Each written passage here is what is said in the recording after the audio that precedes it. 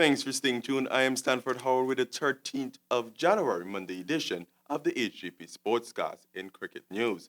Niall Smith with the ball and Christopher Barnwell with the bat cemented five-time winners Guyana Jaguars opening round win against Leeward Islands in Antigua. Hear more in this report. Five-time consecutive winners Guyana Jaguars wasted no time in their hunt for a sixth title in the regional four-day format. The Jaguars in their first innings with the bat played exceptionally well, with a middle to top order all contributing significantly with the bat.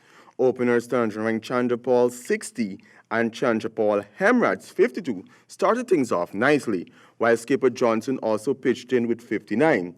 However, the first innings belonged to Christopher Barnwell with 82 from 106, with Raymond Reefer 47 and Devendra Birshu posting 40. This all ensured a first innings score of 388.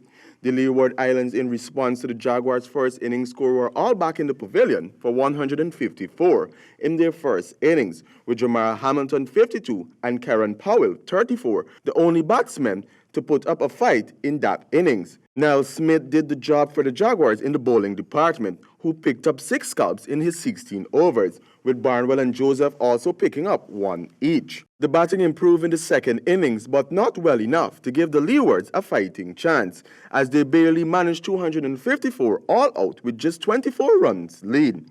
Contributing with the bat came from Karen Powell, 99, Muchtin Hart, 62, and Jamar Hamilton, 37.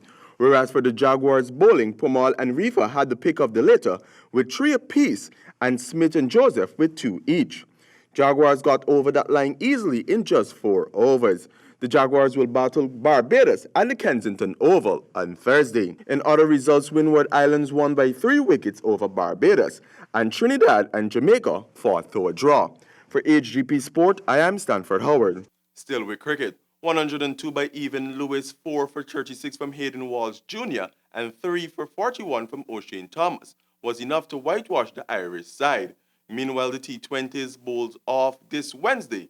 Jaden Samuels reports. Hoping for an improved performance in the final one-day international was not enough for Ireland, who only managed 203 runs, being bowled out, again batting first.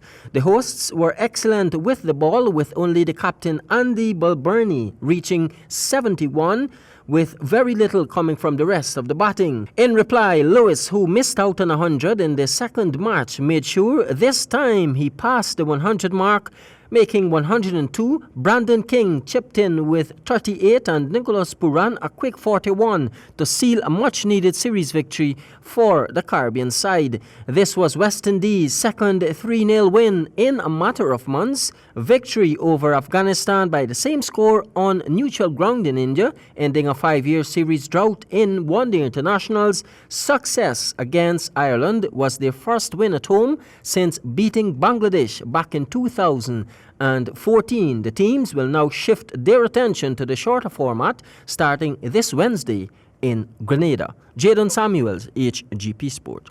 And in football news, the 592 Inter-Village competition winners on Monday collected their cash and silverware, even as main sponsors Ansi McCall vows to make the tournament even bigger. Jaden Samuels was there and filed this report. Friendship Village humbled Golden Grove 1-0 to take the first inter-village tournament, while Betfo Acting edged Paradise 2-1 to take the 3rd and 4th places respectively. Despite all the odds of this, the first tournament, East Coast Demerara can rest assured that this tournament will be an annual affair. So says Darren McGarrell, brand manager of the 592 Beer. For taking part in this tournament. You guys did an excellent job. And I've been listening to Father Moe and the other presenters. Everyone keeps saying, I'm hoping, that we're going to continue with this initiative. And I can confidently say today that given the positive feedback that we've been getting and the remarks and the competitive spirit from the teams, we decided that we are going to do this annually. So guys, this year again, I expect you guys to come back with the same spirit or even better, right? And the participating teams that did not perform to the level that you wanted to perform, you'll be given another opportunity to do so. So Organizer of the 592 fixture, Father Moe, is adamant that the sport must be played, made a priority, thus ending all the in-house tug war. Football keep a lot of youths off the streets, keep a lot of youths away from idle dalliance. So this is where we got to use this tournament on the East Coast and make football another priority. Let games play. We are looking forward to see this happen, more football. Instead of we fight football, we work and let football play. That's all I have to say. Ukemi Edwards, captain of the winning Friendship side, mentioned that footballers welcome this tournament and hope it grows bigger and better. The rest of the teams come, they play football, we play clean football, and I think it's a very good start to the 592 football on the East Coast, because the East Coast is not having a games football in a while. I think it's a very, very good start, and I hope they continue with this tournament next year and beyond, make it bigger and better, and we get nice football on the East Coast and enjoy it. Thank you very much. Friendship takes the championship trophy and $500,000, Golden Grove $200,000, Better for Wachting $150,000, and fourth placed Paradise $100,000. Jaden Samuels, Hgp Sport. Still with football, the quarterfinal matchup in the Guyana Beverage Inc. football tournament sponsored through their Turbo brand saw a double header at the Ministry of Education ground on Sunday evening. Samuel Gillis was there and fell this report. Ground here this evening, Rhythm Squad versus Northern Rangers. Northern Rangers were the better team here this evening. They were able to bore the goal of Rhythm Squad twice. The men really ran. The defenders defended. The goalkeepers kept their goal.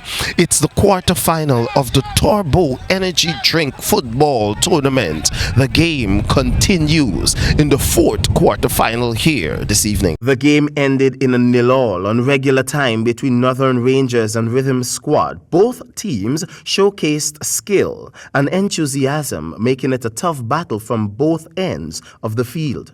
The game then went into overtime, which saw the battle continuing and ending scoreless. The plague of penalty then fell on this game. It was here that the Northern Rangers took the rhythm out of Rhythm Squad and sent them heads bent and helpless off the field as their lack of coordination was exposed. Here are some highlights of the penalty shootout where Northern Rangers won 2-0.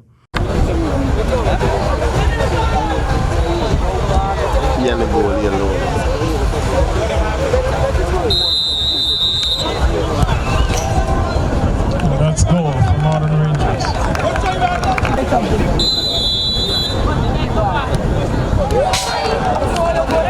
1-0 the score in favor of Northern Rangers.